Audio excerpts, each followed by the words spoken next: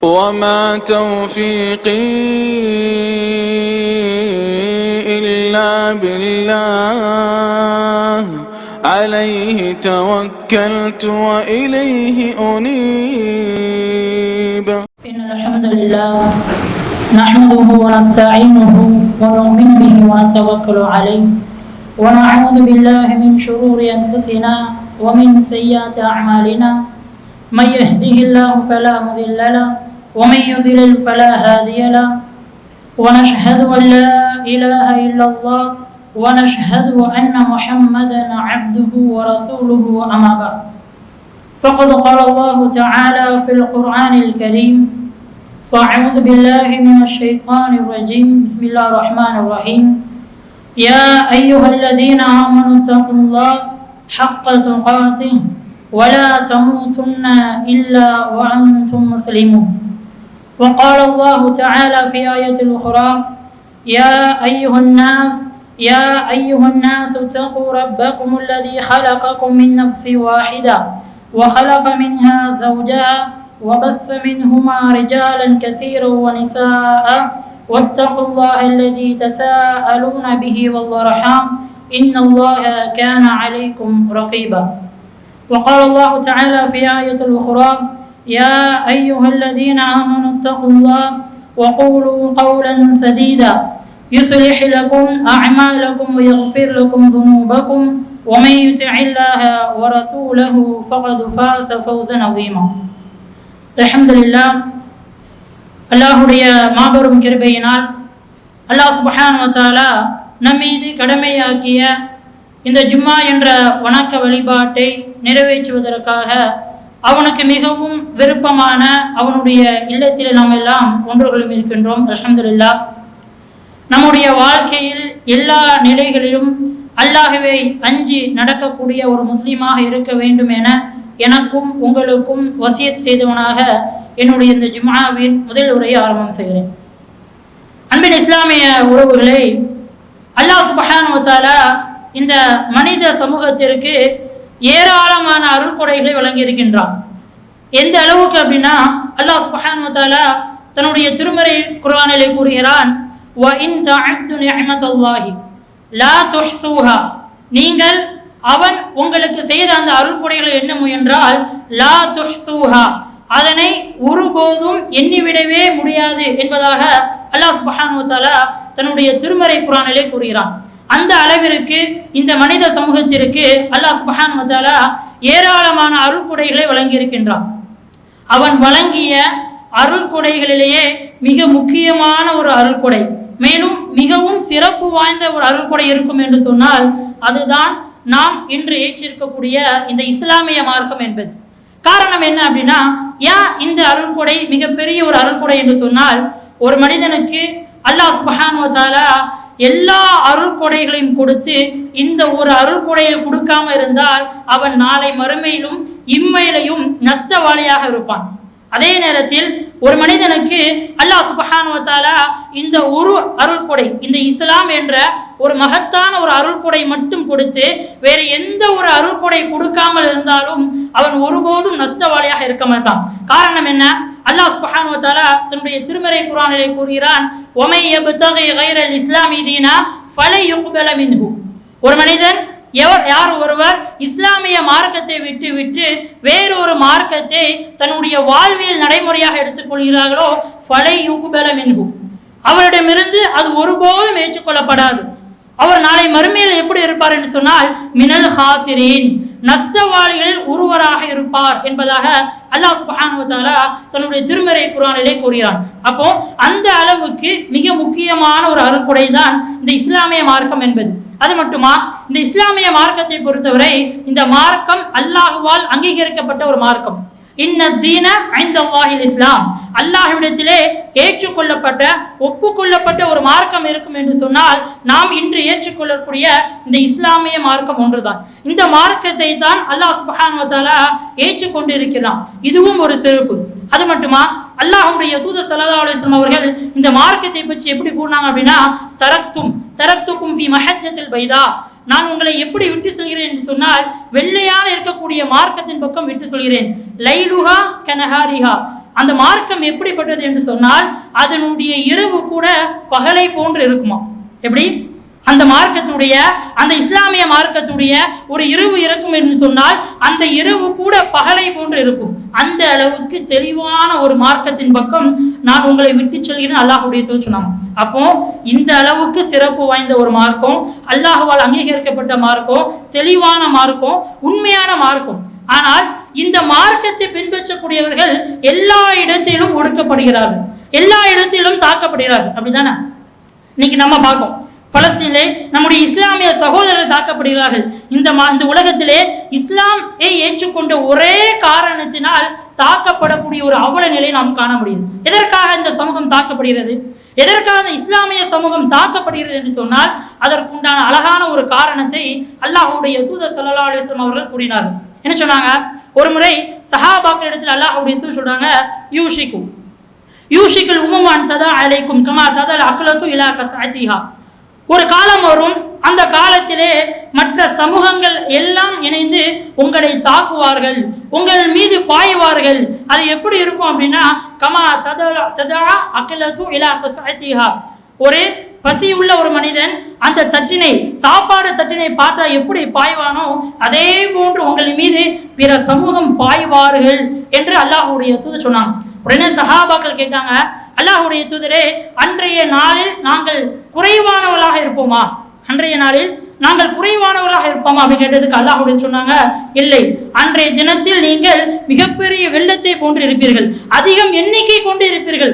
ஆனால் அந்த எண்ணிக்கை உங்களுக்கு பயனளிக்காது, நீங்கள் தாக்கப்படுவீர்கள், உங்கள் மீது பிற சமூகம் தாக்கம் ஏற்படுத்தும் என்று அல்லாஹ்வுடைய தூதர் சொன்னாங்க. இதுக்குண்டான காரணத்தை அல்லாஹ்வுடைய தூதர் அப்படி தொடர்ச்சியா நமக்கு தெரியப்படுத்துறாங்க. என்ன காரணம், எதற்காக நாம் தாக்கப்படுகிறோம் அப்படின்னா அல்லாஹ்வுடைய தூதர் சொல்றாங்க, வலி யன்ஸியன்னல்லாஹு மின் சுதூரி அதுவிக்குமல் மஹாபத மின்கும்.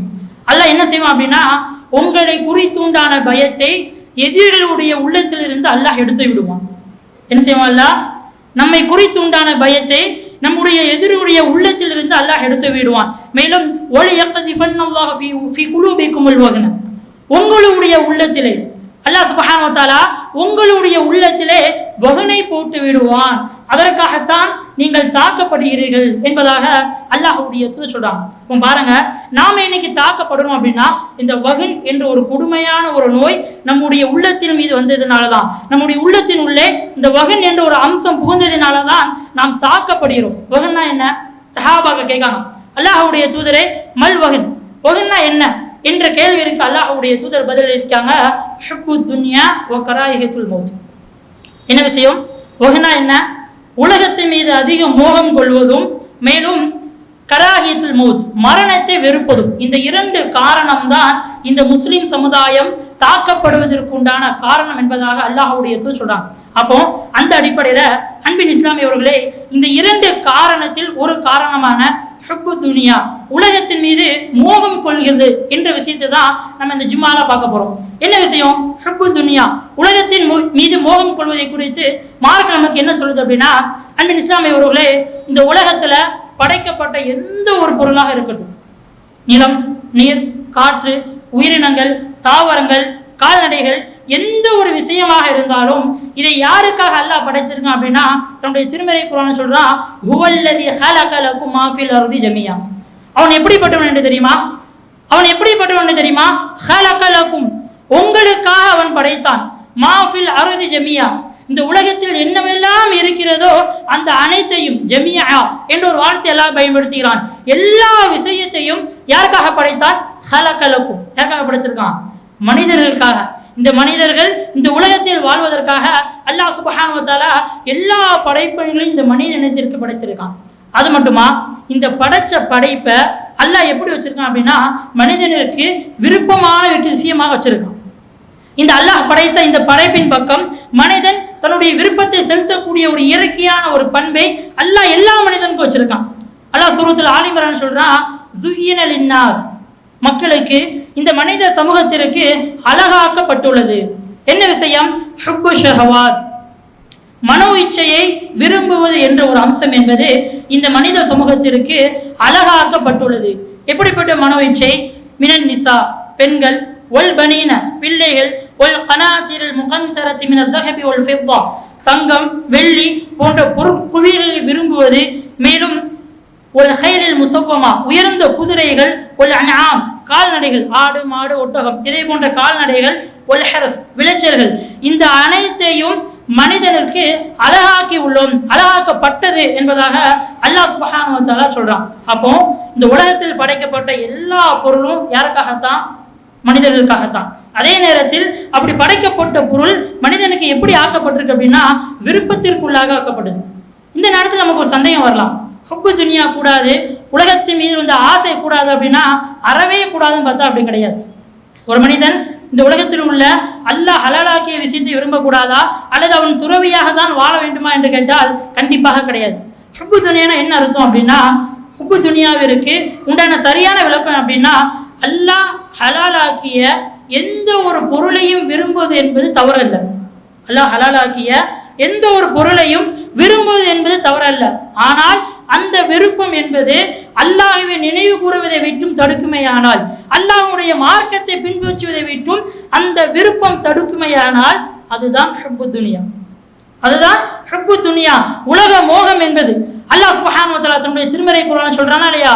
நமக்கு எல்லாம் பரிச்சயமான வசனம் தான். யா அய்யுஹல்லதீன ஆமனு, ஈமான் கொண்டவர்களே, லா துல்ஹிகும் அம்வாலுக்கும் வலா அவுலாதுக்கும், உங்களுடைய பிள்ளைகளும் உங்களுடைய குழந்தைகளும் உங்களை ஏமாற்றி விட வேண்டாம், மயக்கி விட வேண்டாம். எதை விட்டும்? அன் திக்ரில்லாஹ், அல்லாஹ்வை நினைவு கூறுவதை விட்டும் உங்களுடைய குழந்தைகளும் உங்களுடைய செல்வங்களும் உங்களை மயக்கி விட வேண்டாம், மயக்கடிக்க விட வேண்டாம் என்பதாக அல்லாஹ் சொல்றான். அப்போ நாம ஒரு பொருள் மீது ஆசை கொள்வது தவறல்ல. எது ஹுப்பு துனியா, எந்த ஒரு அம்சம் வந்துவிடக்கூடாது என்று சொன்னால், இந்த உலகத்தில் உள்ள விஷயத்தை விரும்புவதன் மூலமாக நான் என்னுடைய இறைவனை நினைவு கூறுவதை விட்டும் தடுக்கப்படுகிறேன் என்று சொன்னால், அல்லாஹ்வுடைய மார்க்கத்தை பின்பற்றுவதை விட்டும் நான் தடுக்கப்படுகிறேன் என்று சொன்னால் அதுதான் ஹுப்பு துனியா. அப்படிப்பட்ட ஹுப்பு துனியா இந்த இஸ்லாமிய சமூகத்தில் நுழைந்ததினால்தான் இந்த இஸ்லாமிய சமுதாயம் தாக்கப்படுகிறது என்பதை புரிந்து கொள்ள வேண்டும். அது மட்டும் இல்லாமல் அன்பின் இஸ்லாமிய உறவுகளே, இந்த உலக வாழ்க்கையுடைய யதார்த்தத்தை அல்லாஹ் சுப்ஹானஹு வ தஆலா அழகாக புரிய வைக்கிறான். அழகான உதாரணத்தை கூறி அல்லாஹ் சுப்ஹானஹு வ தஆலா தன்னுடைய திருமறை குர்ஆனிலே நாம் வாழக்கூடிய இந்த உலக வாழ்க்கையை பற்றி சொல்கிறான். எப்படி சொல்றான்? 57வது அத்தியாயத்துடைய 20வது வசனம் அல்லாஹ் சொல்றான், இஅலமு, நீங்கள் அறிந்து கொள்ளுங்கள். திருமறை குர்ஆன் நீங்க பார்த்தீங்க அப்படின்னா சில முக்கியமான விஷயங்கள் அல்லாஹ் சுப்ஹானஹு வ தஆலா அறிந்து கொள்ளுங்கள் என்ற வார்த்தையை பயன்படுத்தி சொல்லுவான். ஃபஅலம் அன்னஹு லா இலாஹ இல்லல்லாஹ், வணக்கத்திற்குரிய இறைவன் அவனை தவிர வேறு யாரும் இல்லை என்பதை நீ அறிந்து கொள். வஅலமு அன்னல்லாஹ மஅல் முத்தகீன், நிச்சயமாக அல்லாஹ் இறையச்சமுடையவர்களாக இருக்கிறான் என்பதை நீ அறிந்து கொள் என்ற சில முக்கியமான விஷயங்களை அல்லாஹ் சுப்ஹானஹு வ தஆலா இஅலமு என்ற அந்த பதத்தை வைத்து பயன்படுத்துவான். அதே போன்று அல்லாஹ் சுப்ஹானஹு வ தஆலா இங்கே பயன்படுத்துகிறான், இஅலமு, நீங்கள் அறிந்து கொள்ளுங்கள். உம்மத்தை முஹம்மதியா, யாரெல்லாம் நபி ஸல்லல்லாஹு அலைஹி வஸல்லம் சமூகமாக இருக்கிறார்களோ அந்த சமுதாயம் அறிந்து கொள்ள வேண்டிய மிக முக்கியமான விஷயம். வஅலமு, நீங்கள் அறிந்து கொள்ளுங்கள். எந்த விஷயத்தை? அன்னமல் ஹயாத்துத் துன்யா, இந்த உலக வாழ்க்கை இருக்கிறது, இந்த வாழக்கூடிய ஏதோ நிரந்தரமாக இருப்போம் என்று நினைத்து வாழக்கூடிய இந்த உலக வாழ்க்கை இருக்கிறது, இது எப்படிப்பட்டது என்று தெரியுமா? அன்னமல் ஹயாத்துத் துன்யா லஐப், இந்த உலக வாழ்க்கை என்பது லஐப், ஒரு விளையாட்டு, ஒரு வீண் விளையாட்டு. வலஹு, தேவையில்லாத ஒரு விஷயம், தேவையற்ற ஒரு எண்ணம். வலஹு வஸீனா, மேலும் அலங்காரம். அல்லாஹ் எப்படி சொல்றான்? வீண் விளையாட்டு, வீண் செயல். வலஹு வஸீனா, மேலும் அது எப்படி? வஸீனா, அலங்காரம் என்பதாக அல்லாஹ் சுப்ஹானஹு வ தஆலா இந்த உலக வாழ்க்கையை குறித்து அழகான முறையில் சொல்றான். அதனை தொடர்ச்சியாக சொல்றான், வ தஃபாகுரும் பைனகும் வ தகாசுரும் ஃபில் அம்வாலி வல் அவுலாத், சந்ததியிலும் செல்வத்திலும் உங்களுக்கு ஒருவருக்கு ஒருவர் மத்தியில் போட்டி போட்டுக்கொண்டு, தகாசுர் அதிகப்படுத்த வேண்டும் என்பதற்காக உங்களுக்கு மத்தியில் பொறாமை கொள்கிறீர்களே, அதுதான் இந்த உலக வாழ்க்கை. நீ பெரியவனா நான் பெரியவனா, சொத்துல நீ பெரியவனா நான் பெரியவனா என்று போட்டி போட்டுக்கொண்டு பொறாமையுடன் வாழ்ந்து கொண்டு இருக்கிறீர்களே, அதுதான் இந்த உலக வாழ்க்கை. அப்படிப்பட்ட இந்த உலக வாழ்க்கை என்பது லஐப், ஒரு வீணான விளையாட்டுன்னு சொல்றான். இப்படிப்பட்ட இந்த உலக வாழ்க்கைக்கு அல்லாஹ் சுப்ஹானஹு வ தஆலா தொடர்ச்சி ஒரு உதாரணம் சொல்றான். கமஸலி கைஸின், இப்படிப்பட்ட இந்த உலக வாழ்க்கை என்பது எதை போன்றது என்று சொன்னால், கமஸலி கைஸ், ஒரு மலையை போன்று, வானத்திலிருந்து பொழியக்கூடிய ஒரு மலைக்கு ஒப்பானது தான் இந்த உலக வாழ்க்கை. அல்லாஹ் சுப்ஹானஹு வ தஆலா பொதுவாகவே திருமறை குர்ஆனிலே பல இடத்துல உதாரணங்கள் சொல்லுவான். இதற்காக உதாரணம் சொல்றான், தில்கல் அம்சால் நதுரிபுஹா லின்னாஸி லஅல்லஹும் யதஃபக்கரூன். நாம் இந்த உதாரணங்களை சொல்கிறோம்னு சொன்னால் எதற்காக? தில்கல் அம்சால் நதுரிபுஹா லின்னாஸி லஅல்லஹும் யதஃபக்கரூன். அவர்கள் விளங்கிக் கொள்ள வேண்டும் என்பதற்காக, இந்த மனித சமூகம் விளங்கிக் கொள்ள வேண்டும் என்பதற்காக அல்லாஹ் சுப்ஹானஹு வ தஆலா உதாரணங்களை சொல்வதை திருமறை குர்ஆன் நீங்க பார்க்கலாம். அந்த அடிப்படையில அல்லாஹ் சுப்ஹானஹு வ தஆலா ஒரு அழகிய உதாரணத்தை இந்த உலக வாழ்க்கைக்கு சொல்றான். ஈஸியா புரியக்கூடிய, ஒரு பாமரக்கூடிய புரியக்கூடிய ஒரு அழகான உதாரணத்தை சொல்றான். என்ன உதாரணம்? கமஸலி கைஸின், மழை, வானத்திலிருந்து பொழியக்கூடிய மழையை போன்று. அந்த மழை எப்படிப்பட்டது என்று சொன்னால் அஜபல் குஃபார நபாத்துஹு, அந்த மழை பொழிந்து அந்த மழையின் மூலம் விளையக்கூடிய அந்த பயிர்கள் குஃபார விவசாயிகளுக்கு சந்தோஷம் அளிக்கிறது, ஆச்சரியம் ஊட்டுகிறது. அப்படிதானா? ஒரு விவசாயி பயிரிடுகிறான், மழை பெய்யுது, அதன் மூலம் பயிர் விளையிடுது சொன்னா அதை பார்த்து அவனுக்கு எப்படி இருக்கும்? சந்தோஷமா இருக்கும். அப்படிதானே? பச்சை பச்சைன்னு இருக்கும், சந்தோஷமா இருக்கும். சும்ம யஹிஜு, அல்லாஹ் சொல்றான், பிறகு அது காய்ந்து விடும். ஃபதராஹு முஸ்ஃபர்ரன், அதை நீங்க எப்படி பார்ப்பீங்க அப்படின்னா மஞ்சள் நிறமாக பார்ப்பீங்க. அப்படிதானே? முதல்ல எப்படி இருக்கும்? பச்சை நிறமா வளரும், வளர்ந்தோன்னா சந்தோஷமா இருக்கும். அடுத்து எப்படி மாறுது? மஞ்சள் நிறமா மாறுது, முஸ்ஃபர்ரன், மஞ்சள் நிறமா மாறுது. அல்லாஹ் தொடர்ச்சியா சொல்றான், சும்ம யகுனு ஹுதாமா, மேலும் இறுதியில் அது குப்பையாக இருக்கிறது. அறுவடைலாம் பண்ணி முடிச்சோம் அப்படின்னா அது பயிர் என்னது? குப்பை தானே. அல்லாஹ் எப்படிப்பட்ட உதாரணத்தை சொல்றான் பாருங்க. இந்த உலக வாழ்க்கை என்பது எதனை போன்றது அப்படின்னா இந்த ஒரு விவசாயம் செய்ததை போன்று. அவன் பயிரிடுகிறான், முதலில் அவனுக்கு சந்தோஷம் அளிக்கிறது, ஆனால் அதற்கு பின்னாடி எப்படி ஆகுது? சும்மா யகுனு ஹுதாமா, குப்பையா இருக்கு. அதான் அந்த உலக வாழ்க்கை. முதல்ல நல்லா இருக்கும், எல்லாமே சீனத்தா தெரியும், எல்லாமே அலங்காரமா தெரியும், ஆனா அங்க போன பிறகுதான் தெரியும் அது ஒரு குப்பை. அப்படிப்பட்ட ஒரு அழகான உதாரணத்தை அல்லாஹ் சுப்ஹானஹு வ தஆலா இந்த வசனத்துக்கு சொல்றான். அப்போ அது மட்டும் பாருங்க அன்பின் இஸ்லாமிய அவர்களே, இன்னொரு இடத்துல அல்லாஹ் சொல்றான், வமா ஹாதிஹில் ஹயாத்துத் துன்யா, இந்த உலக வாழ்க்கை என்பது இல்லை, இல்லா லஹு வ லஇப், வீணும் விளையாட்டும் தவிர இந்த உலக வாழ்க்கை இல்லை.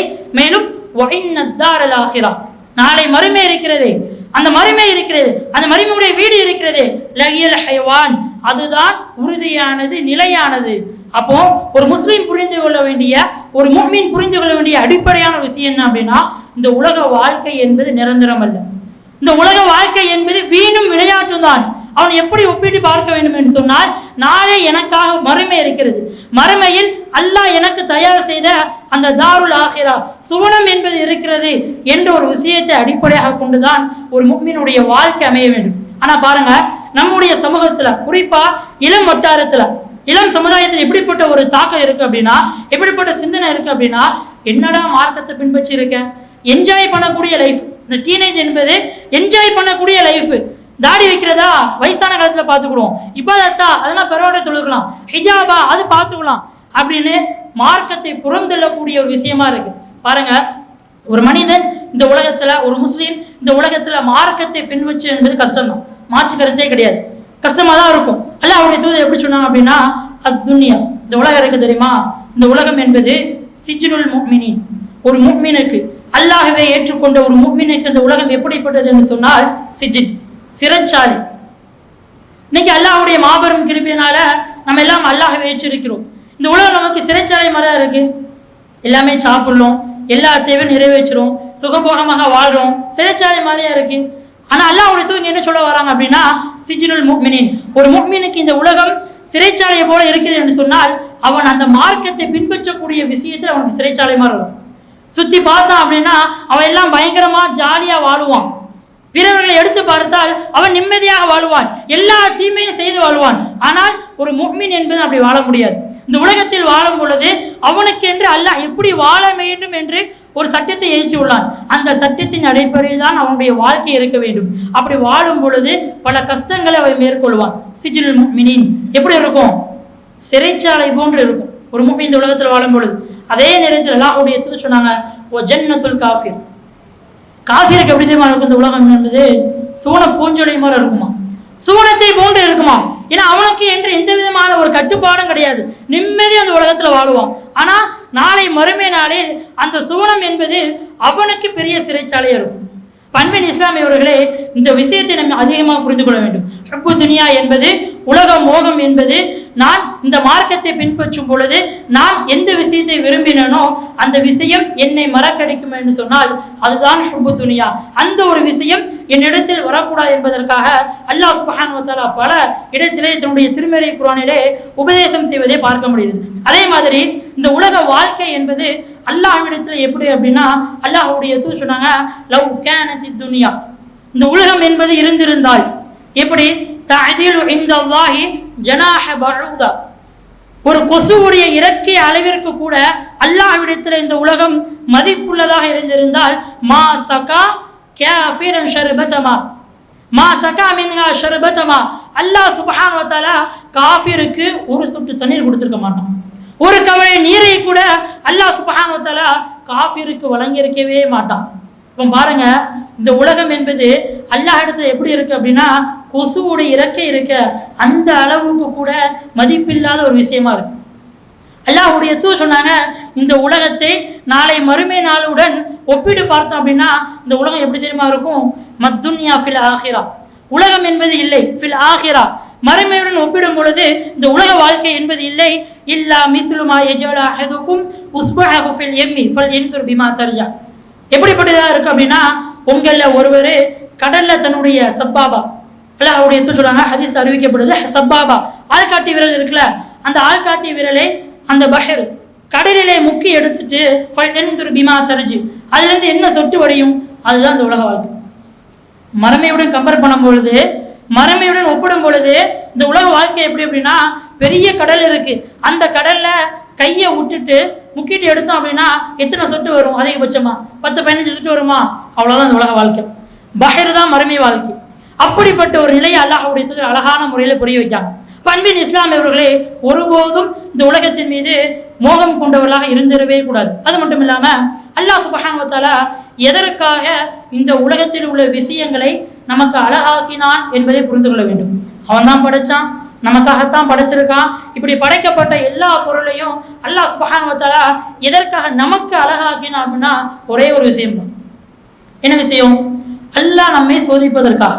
இந்த ஒரு விஷயத்திற்காகத்தான் அல்லாஹ் சுப்ஹானஹு வ தஆலா இந்த உலகத்தில் உள்ள எல்லா விஷயத்தையும் நமக்கு அழகா படைச்சிருக்கான். பாருங்க, அல்லாஹ் சொல்றான், அல்லதி ஹலகல் மௌத வல் ஹயாத, வாழ்வையும் மரணத்தையும் அவன் தான் படைத்தான்.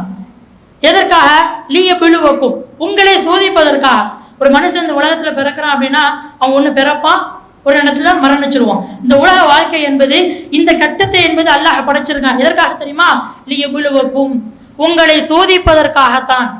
ஐயுக்கும் அஹ்சனு அமலா, உங்களில் யார் நல்ல அமல்கள் செய்கிறார்கள் என்பதை சோதிப்பதற்காகத்தான் அல்லாஹ் சுப்ஹானஹு வ தஆலா இந்த வாழ்வையும் மரணத்தையும் படைத்தான் என்பதை சொல்றான். அப்போ எதற்காக அழகாக்கப்பட்டது?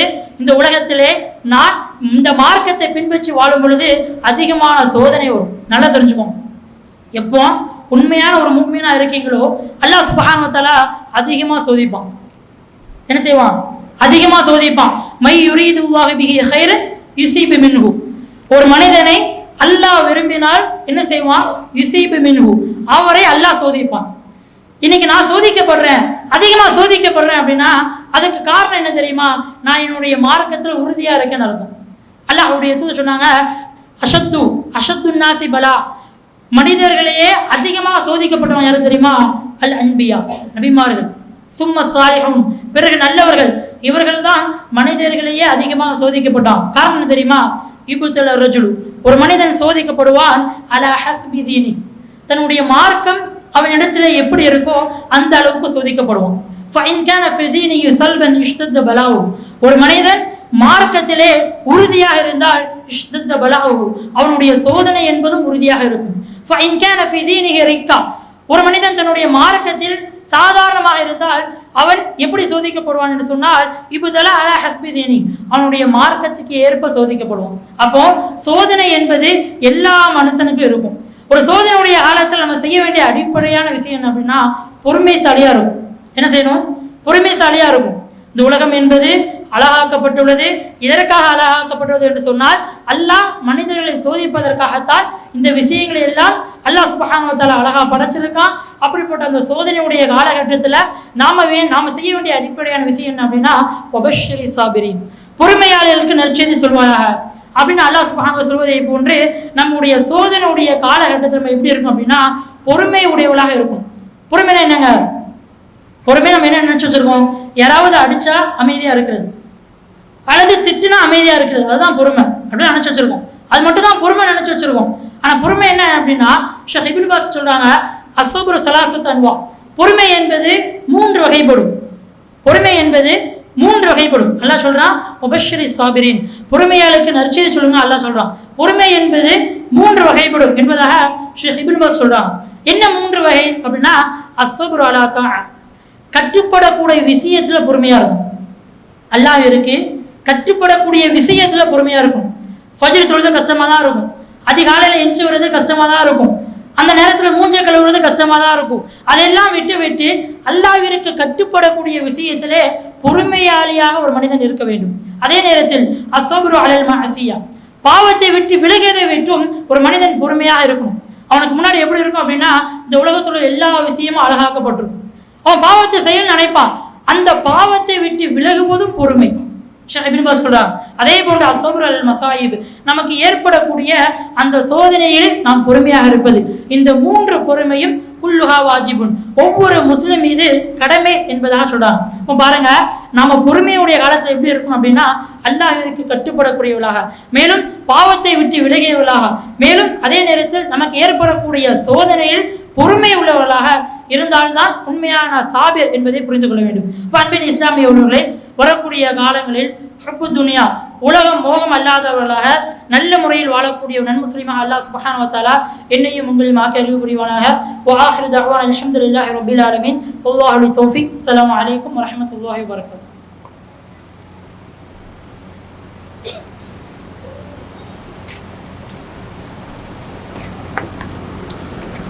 அல்ஹம்துலில்லாஹ் ஸலாத்து வஸ்ஸலாம் அலா சய்யிதினா முஹம்மத் وعلى آله وصحبه والناس أجمعين أما بعد. அல்ஹம்துலில்லாஹ், அல்லாஹ்வுடைய மாபெரும் கிருபையினால் ஜும்ஆவுடைய முதல் உரையில் உலக மோகம் என்பது என்றால் என்ன, அல்லாஹ் சுப்ஹானஹு வ தஆலா இந்த உலகத்தில் எதற்காக எல்லா விஷயத்தையும் மனிதனுக்கு அழகாக்கினான் என்ற ஒரு விஷயத்தை பார்த்தோம். அதனுடைய தொடர்ச்சியாக சோதனையுடைய காலகட்டத்திலே ஒரு முஃமின் எப்படி நடந்து கொள்ள வேண்டும் என்பதாக மார்க்கம் அழகான ஒரு வழிமுறையை காட்டுகிறது. ஒரு முஸ்லிம் சோதனையுடைய காலகட்டத்தில் என்ன செய்ய வேண்டும் என்பதை மார்க்கம் அழகான முறையில் அவர்களுக்கு வழிகாட்டுகிறது. என்ன செய்யணும் அப்படின்னா, ஒரே விஷயம்தான், அத்துவா. என்ன செய்யணும்? அல்லாஹ்விடத்தில் பிரார்த்தனை செய்யக்கூடியவர்களாக நம்ம இருக்கும்.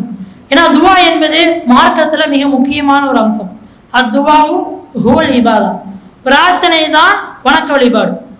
அத்துவாவு ஹுவல் இபாதா, பிரார்த்தனை இருக்கின்றதே அதுதான் வணக்க வழிபாடு. அது மட்டும் இல்லாம ஒரு முஸ்லீமுடைய வாழ்க்கை எடுத்து பாருங்க, அவனுடைய வாழ்க்கை முழுவதும் பிரார்த்தனையாலேயே இருக்கும். தூக்கத்திலிருந்து எந்திரிக்கான் பிரார்த்தனை, கழிப்பறைக்கு போறான் பிரார்த்தனை, உழு செய்யறான் பிரார்த்தனை, வீட்டிலிருந்து வெளியே வரான் பிரார்த்தனை, வீட்டுக்குள்ள போறான் துவா. எல்லாமே எப்படி இருக்கு?